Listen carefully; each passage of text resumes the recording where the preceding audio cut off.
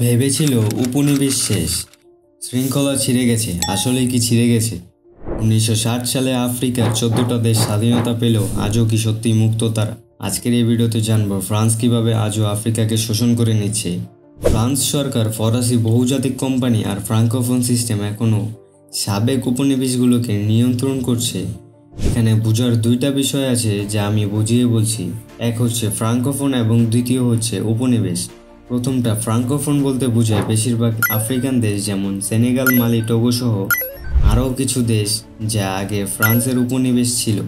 স্বাধীনতার পরও এই দেশগুলোতে প্রশাসন থেকে আদালত থেকে শিক্ষা সব কিছুতে ফরাসি ভাষা প্রধান, তাই এই দেশগুলোকে ফ্রাঙ্কোফোন আফ্রিকা বলা যায়, যাকে আমি সংক্ষেপে ফ্রাঙ্কোফোন বলেছি। দ্বিতীয় যে পয়েন্টটা হলো উপনিবেশ। উপনিবেশ বলতে মূলত বোঝায় যখন একটা শক্তিশালী দেশ কোনো দূরের দেশে রাজনৈতিক, অর্থনৈতিক আর সামরিক নিয়ন্ত্রণ জোর করে দখল করে রাখে, তখন সেই দখলকৃত দেশটাকে বলে উপনিবেশ।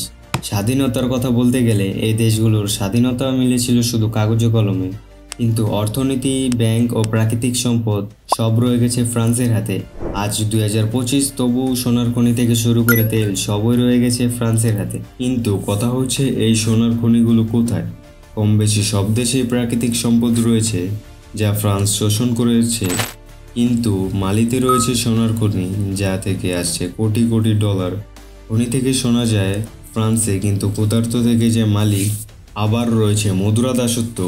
এই মুদ্রা ফরাসি ট্রেজারে রাখা হয়, যেখানে আফ্রিকান দেশগুলো তাদের টাকা ছাপাবে, কিন্তু অনুমতি নিতে হবে ফ্রান্সের। নিজের অর্থ নিজের কাছে নেই। ব্যাপারটা কেমন না? কিন্তু এই শোষণের গল্প শুনে থেমে যাবে না আফ্রিকা। গর্জে উঠেছে নতুন প্রজন্ম। এই শোষণ থামবে কবে, থামাবে কে?